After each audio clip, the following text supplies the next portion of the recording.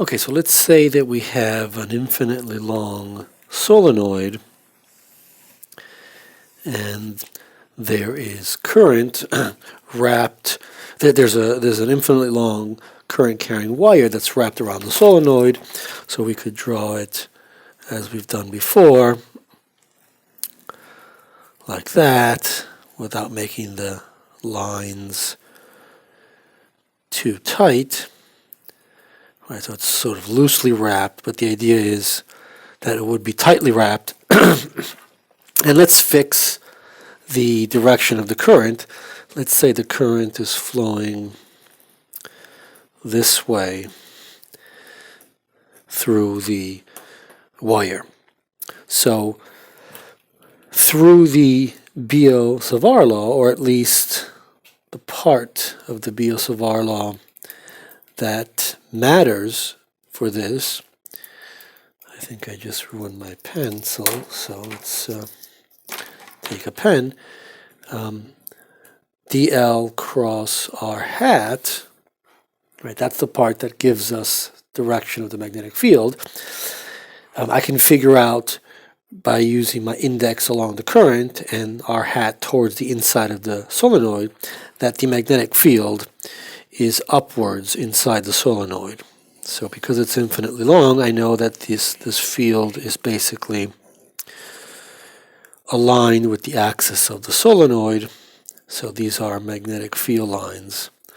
Right, so I can get the direction of the magnetic field, and I know that because it's infinitely long, the field comes back around at infinity, so essentially the field out here is zero.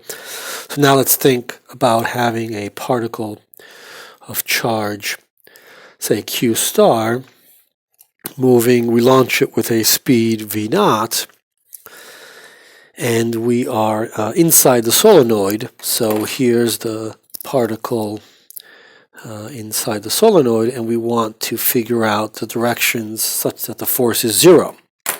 So the magnetic force on the particle of charge q, of course, looks like this. And so if we want this to be zero, then that means that the velocity must be either in the same direction as the field, or we want the velocity to be opposite of the magnetic field, and that therefore means that we launch the particle either this way, right, so that's the direction of the velocity, or we launch the particle that way. So the magnetic force would be zero, and to get maximum magnetic force, so the maximum F max would result from having the velocity perpendicular to the magnetic field, and in this case that would mean so the velocity could be into the page right there, it could be out, it could be to the right, it could be to the left, or if we look at this from above, so if we look at this from above, we're looking down the tube, right, we look at it from that perspective, then we see the particle, say, there inside the tube, inside the solenoid, then the direction of the velocity would be any direction in the plane of the paper, so any direction. It's an infinite number of different directions for the velocity, and they would all be compatible with maximum magnetic force. And if we place the particle out here, and the question is what's the direction of the velocity such that the force is zero, the answer is any.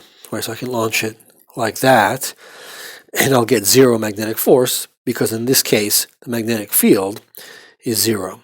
So any direction for the velocity will give you zero magnetic force.